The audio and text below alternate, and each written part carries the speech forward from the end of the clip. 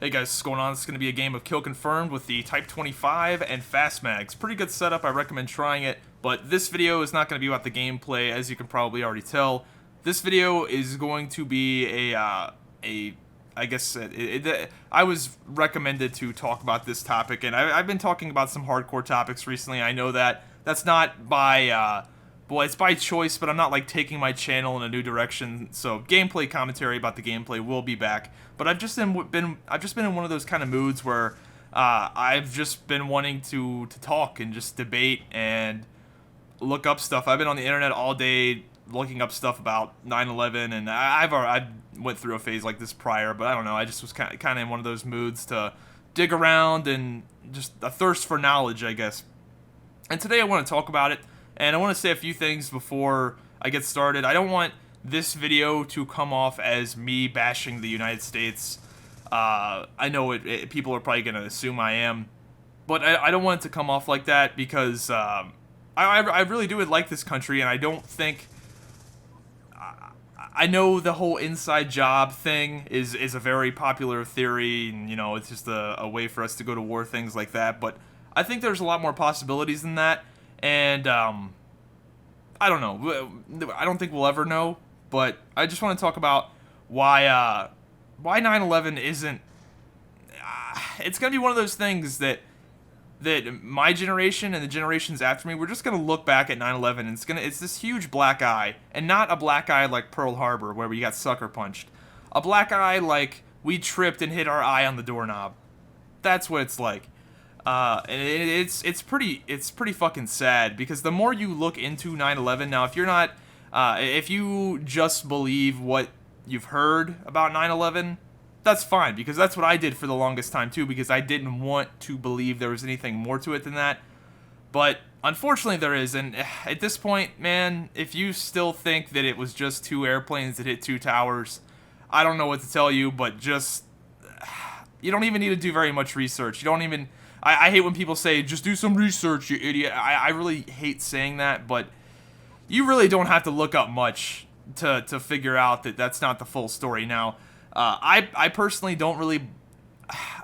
I can understand where people come from saying it was a complete inside job from the U.S. government. I think there could be a lot more things other than that. I think it could be a group of individuals responsible for it. There could be traitors in the United States. Like, what would you rather people believe? That there's traitors inside the United States, or that a bunch of guys in caves did it?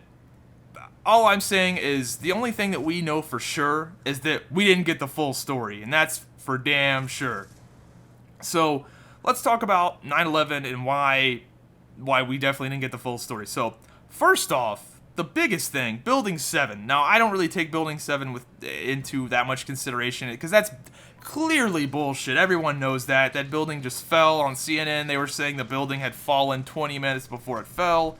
And it kind of just fell for no reason. And people, like, oh, the buildings around it fell, and that caused that building to fall. Dude, people don't realize how much those buildings are tanks. They are meant to withstand ridiculous, they have to go through ridiculous building standards. Those buildings don't fall for shit. I don't think there's been a single skyscraper ever fall other than the Twin Towers. Like, there's been skyscrapers that have been on fire for like days and weeks and shit, and they haven't fallen. So Building 7, bullshit. Everyone knows that's bullshit. They probably just did it for the fucking... I don't even know. They might have just did it for the fucking insurance money. Who knows? But that's bullshit. I don't really take that into my considerations. Next thing, and this is probably the biggest for me, because this is just laws of physics. The buildings fell at the speed of gravity. What does that mean? So, when you first picture the buildings collapsing with the plane theory, where it was just two planes, you visualize the plane, it runs into the building, it takes out the floors below it, and the floors fall onto each other one by one by one by one by one, and the weight of the corresponding, the floors above it, crush the other floors, and it falls down like a stack of dominoes. Let's say, in theory, that could happen, even though the buildings are meant to withstand tenfold the weight above it. Like, the beams are meant to withstand a ridiculous amount of weight above and beyond the weight of the floors above it, if that makes sense. So let's say that does happen.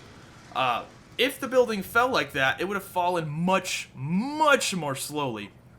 Both of the World Trade Center towers that got hit by planes fell at the speed of gravity, which means that the floors below it have each floor had to be taken out before the other one fell. It fell way too quickly for it to for all the floors to have fallen on top of each other. So huge red flag right there, because that's just fucking physics. That there's no that's fucking physics.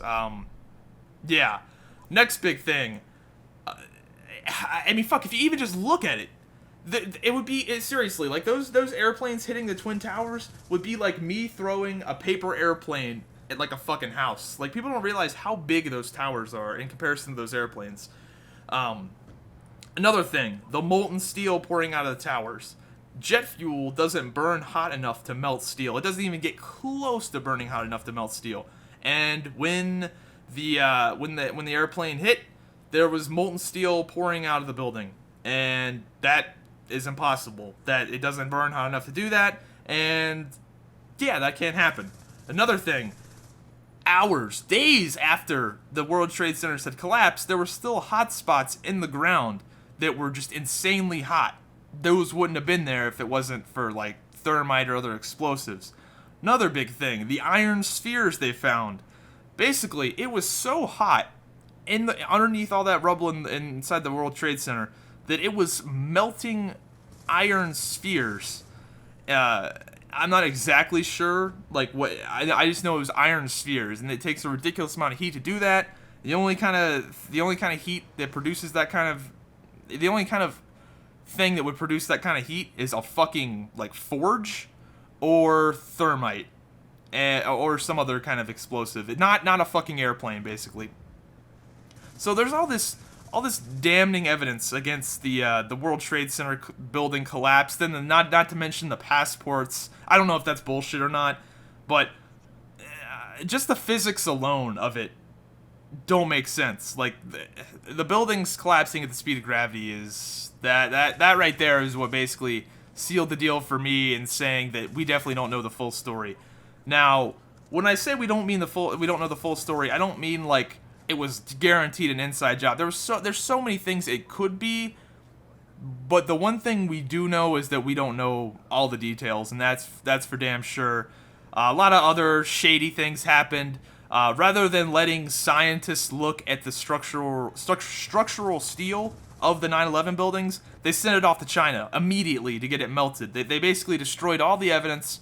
NIST, the company, or not the company, NIST, the organization that was responsible for investigating 9/11, they spent like $200,000 on that. And to give you some reference, they spent like $2 to $4 million investigating Bill Clinton's sexual affairs. I mean, I can honestly have like a 30-minute talk about this, but a lot of you guys want to know my opinion on 9/11. That's what it is. I'm not saying it was an inside job. All I'm saying is that we definitely don't know the details. There could be a slew of different things that it could be, but one thing's for sure, man. I didn't even list all the reasons that we definitely don't know all the details, but that would be like an 80-minute fucking video because there's so many things that just don't add up. But yeah, hope you guys enjoyed the video. I know we've been a little bit of Debbie Downers recently, but yeah, hope you guys enjoyed it, and I'll see you guys next time. The only sliver in world peace is an impossible goal, but the only sliver of chance for it happening is a common enemy to where we all just get together and say, hey, these guys need to die. And yeah, I mean, so I guess there's one positive coming out of a zombie apocalypse. Check out this VTOL right